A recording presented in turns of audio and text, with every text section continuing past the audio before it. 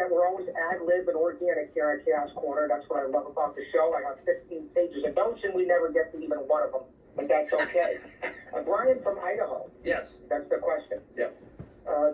In my opinion, everybody has their own terms of legend. Sure. To me, if you step into the ring or in any sport onto the field of football or baseball or onto the court of basketball, the ice and hockey, the soccer field, the tennis court, the wrestling ring, the boxing ring, the UFC cage, if you were good enough to make it that far, knowing the percentages are minimal, then I call you a legend.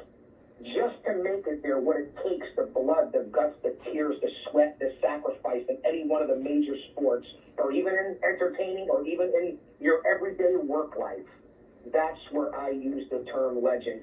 People have accused me, Brian of Idaho, of using that term loosely when it comes to saying the term legend, but the term fits in certain people, in certain aspects of life. So that's what now if you want to go with Hall of Famers, all-time greats, that's another discussion for another story to open up here on Chaos Corner, But great question from Brian from Idaho. All right, I love the fans. So you love the fans?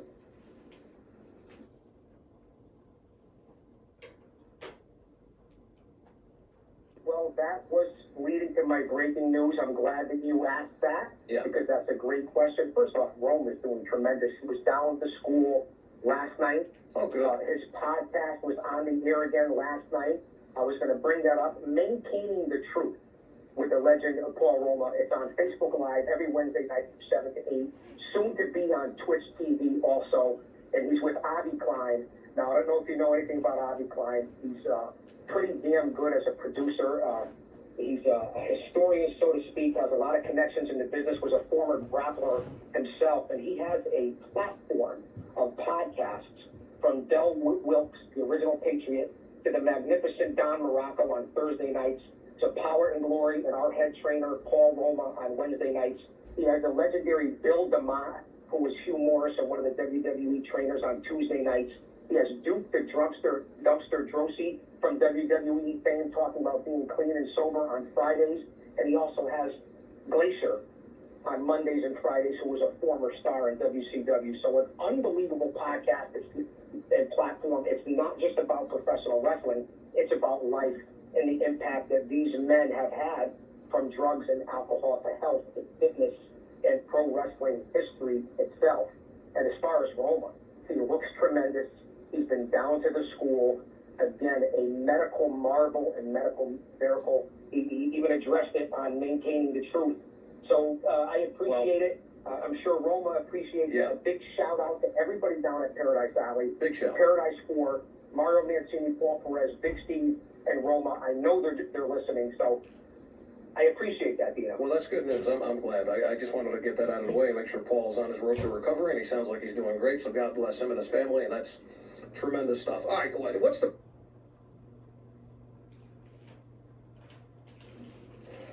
All right, Dino, and this is not anything in my notes because this is just something I have on the top of my head because I've just been authorized to put this out here. Now, all the details are not 100%, but here it is.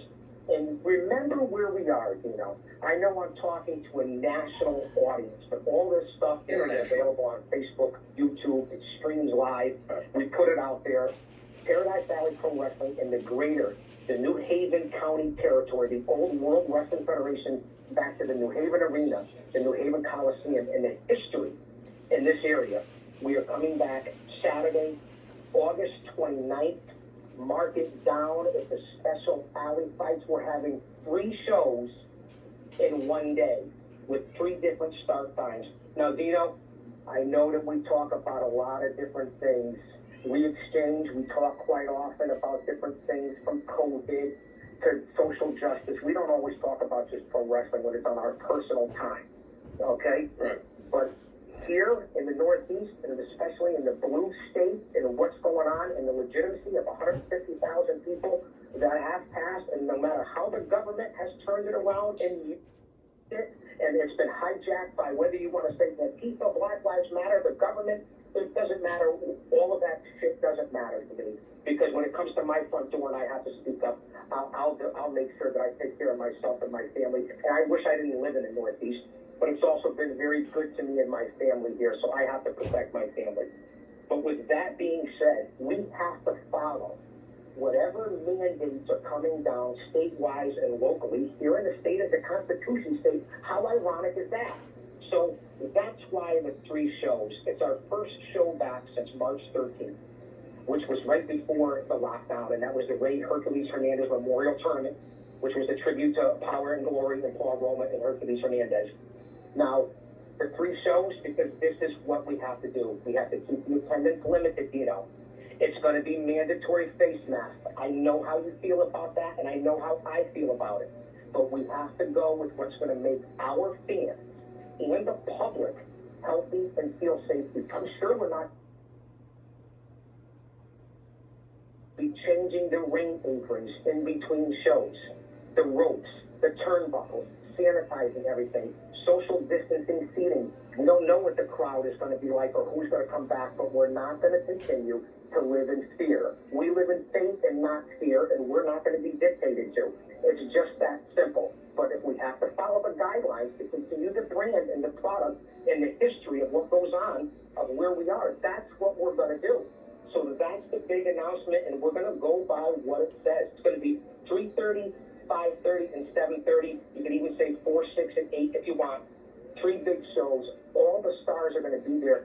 And just to know that the Paradise 4 are going to be there is enough in itself. And we're going to bring back a lot of family entertainment at a reasonable price, concessions. And listen, we're going to be as safe as possible. We don't have a fucking choice. It's just that simple, Dino. And all of this information, of course, is available on the Paradise Alley Pro Wrestling website, right? Absolutely. You can follow us. First off, we're on YouTube, Instagram, Facebook, Twitter. We're all over on social media, not to mention the Mario and Chaos podcast. We're coming up on episode 70 of season 2. It's been unbelievable, and not to mention now that our affiliation with the North American Wrestling Alliance out of New York City and going into 2021. Once we get past whatever's going to happen in this country, there's a big things coming out of Paradise Alley, pro wrestling in general, and then, of course, the Godfather Tony Capone and the return of the North American Wrestling Alliance. You know, this is your territory in your history. And if you ever come back to New York City, my friend, who knows if you would want to, I have hope. I listened to some of your guests last night. I listened to Dee Barnett. I'm a big fan. I'm someone whose the cup is half full. Okay? Yeah. So I believe there is a hope and there is a chance. But that's the breaking news of coming out of Paradise Alley to the North American Wrestling Alliance. And Dino, we're going to make this happen, my friend. We're not living in fear because of the pandemic, but we're also not going to put any of our fans or family in jeopardy and not do what's right. Do you think I want up for it in my beliefs? And you talk about what you were talking about earlier about kneeling for the flag. I don't give a fuck who kneels, who doesn't kneel. I know what my opinion is. My opinion is I wouldn't kneel for the flag. I don't give a fuck if the guy next to me kneels or doesn't kneel. That's on you. Where I come from, with my family's history in World War I and World War II, and my uncle in Korea and all that, I stand for what I stand for, and nobody would ever shame me and say, well, how could you say that, Guardian of Chaos Spaghetti? How could you say that? I don't impede on you. Don't fucking impede on me. It's just that simple, and that's the way it goes, and that's where I stand when it comes to all this stuff. And I know I said I was going to be positive, and I am positive. Yeah. But that's the way it goes in my life. Right. I've sent you emails before. Yeah. You know where I come from. You know what I've been involved with. Just like Paul Roman maintains the truth in the Paradise Alley, and what we teach the men and women down at the school is what we teach them in life. That's what it's all about, Dino. You should be a motivational speaker. Well, it's reality. There's nothing motivational about it. Life's experience. You know, people want to sit there and they talk about different rappers and musicians and people who, whether it be country music or hardcore rap music, who live the life, and that's what they sing about, and that's what they rap about, and that's the only thing people know. And country singers. Well, guess what? We all have our own story, and when it's life and it's reality, there is no mistakes. There is no hiccups. It is what it is. And when, I mean, a couple of other notes. yeah. Here Well, on people who that else? passed, Well, wait a second. I have been Wait a second. Wait a second. Who else died? Well, I'd like to give a shout out and a rest in peace to the original Becky Mullins, who was the farmer's daughter in Glow, the gorgeous lady of wrestling. She was way ahead of her time, and they didn't give her a lot of credibility or publicity. But Becky Mullins, the original farmer's daughter from Glow, also a lady who I had a chance to work with. She passed away at 56 years old from the NWA and WCW back in the day, and that would be Kat LaRue, and another large individual who I had a chance to work with in the NWA, and that would be, and I just put it out on social media, not knowing what has happened, but Big Slam Vader, at 54 years old, passed away. My thoughts out to his family. So that's three grapplers, 55, 56, and 54, Dino. It's a tough lifestyle, and I just want to give my thoughts and condolences to the wrestling community and those people, their family. Most importantly, it's very important when you're in the wrestling community. All right. So this is new now. First off, for my email this week, Big Dave is changing his name to the Big Sloppy, the guardian of nachos. He says this is no shot at me. He says this is no slight on Big Daddy, but more of a tribute to Big Daddy. And then he follows by saying, let's just say I haven't been the biggest TNA fan the past few years, but after this week's Slammiversary show and the return of wrestlers such as Eric Young, EC3, and Gallows and Anderson, not to mention Deanna Purrazzo winning the women's title, I cannot help but to be excited. I can understand Vince not understanding the talents of these wrestlers because he is set in his ways, but how does Triple H not only really do anything with them in NXT, but let such great talents leave the WWE, especially when AEW is right on their heels, something we've been talking about here? How do you feel about all of this, Big Daddy? Well, first off, I believe that's Big Dave out of Canada, Yes. if I'm not mistaken. Yes. And now he, I guess that's a tribute to me, but I don't know. Here's a simple answer to that question. And I appreciate you listening, Big Sloppy. Keep it coming. I'm going to say this in quotes. Triple H creates, Vince kills. Period. So that Vince is trying to dabble in NXT. Now, we know that it's Triple H's baby, and he's with Road Dogg, and William Regal is the puppet master in front. But Vince is getting bored with SmackDown and Raw, and he wants to control everything, and he's putting it in the hands of Bruce Pritchard and Kevin Dunn. Again, I don't know them personally, although I met Pritchard. They're not doing a good job. And if Vince starts meddling with NXT, you'll see AEW in a year or two be the #1 product. That's my opinion. all right, then we go to Mitch. Mitch says, Dino, in my experience as a fan of professional wrestling going back to the early 1960s, I would say that Big Daddy is one of the best there's ever been on the microphone that I've ever heard. Could you ask Big Daddy who he ranks as the top 3 mic performers of all time, and conversely, who he would say are the 3 most overrated talkers on the microphone? Well, that's an excellent question, and I promise I didn't pay Mitch off because I can't remember. I saw anybody by the name of Mitch, but I do converse with a couple of people. That's a great question. And I appreciate, I'm very humbled by the comment from any fan. Big Daddy honestly appreciates that. Right away, when it comes to talkers on the mic, just my opinion, one of the best ever was Jake the Snake Roberts. There was no one that ever put more meaning and compassion and made you believe that he was talking about a little spaced out. But Jake the Snake Roberts cut the realest promos in the business, in my opinion. Obviously, well, that's a great question too, and I think that's something that probably would be an issue. Now let's go back to the 60s, and you spoke about it yourself before, and it might have been with the legendary Mr. John J. Filippelli from the New York Jets when he was making tackles back in the day. Wahoo McDaniel. Right. Who made the tackle? Wahoo. Right. Whatever the expression was. So I don't think whether it be Indian Billy White Wolf, Chief Jay Strongbow, the Youngbloods, Wahoo McDaniel, all the legendary Native Tatanka, the legendary Native American grapplers. I don't know. In this day and age, there probably would be an issue with it, with the way they're being portrayed. I see it as being something brave, but I'm from a different era. You know, what OK Boomer says nowadays doesn't really matter. Okay, hold on a second. Oh, we got to go back to, where is it? Here we go. Matt, here we go. Dino, question for, well, this is something we spoke about a few minutes ago. Dino, Chaos, I should say. Do you think Pat McAfee should be involved with this wrestling business, or should he take a step back from his work with Adam Cole? And Matt is from Connecticut. Go ahead. Well, Matt, that's a great question. I'm glad that you're listening. I do appreciate it.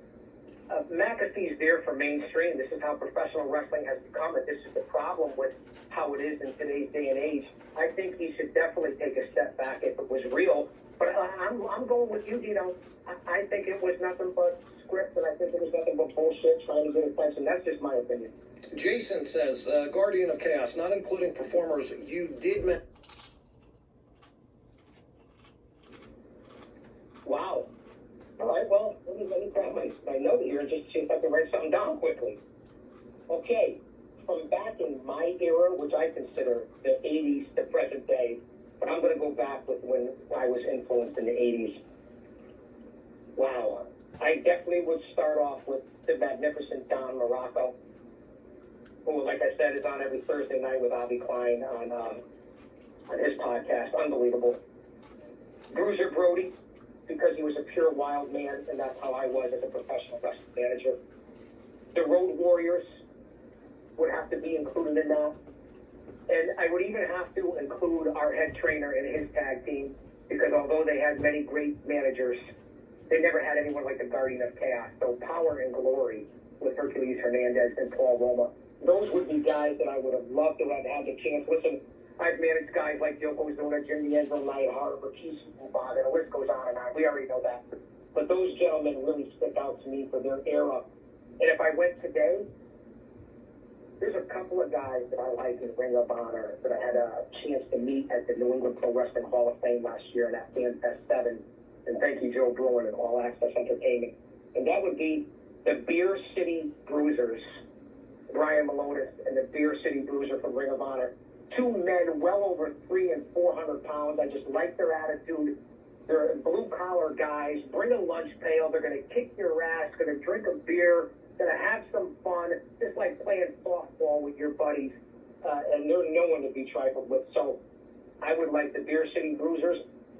STR out of AEW is another group that comes to mind for tag teams. Remind me of the Brain Busters. I've said that before. I like their work in the ring. And then there's a couple of guys, and I'm a little biased, but I think they are the future of pro wrestling. And that would be the Dynasty, who is currently broken up. That would be the most marketable man in wrestling, Richard Holiday, the Ear Pod God, Hammerstone, the Meat Castle, as they call him, and of course, in AEW, to me, at 22 years old, perhaps the future of professional wrestling, and that would be MJF. What this guy does at 23, 24 years old, he lives the life. He doesn't break kayfabe. The Max that you see in the ring is the MJF you see outside the ring. He'll see you in a diner, you go to ask him for an autograph, he'll tell you to go fuck himself, go fuck yourself. And I don't like to use that language because in case I ever go mainstream, but we're on the Dino Costa show. MJF and the Dynasty, that would be my group for the 21st century. These guys are unbelievable, living the life, if you ever research the Dynasty. We're in our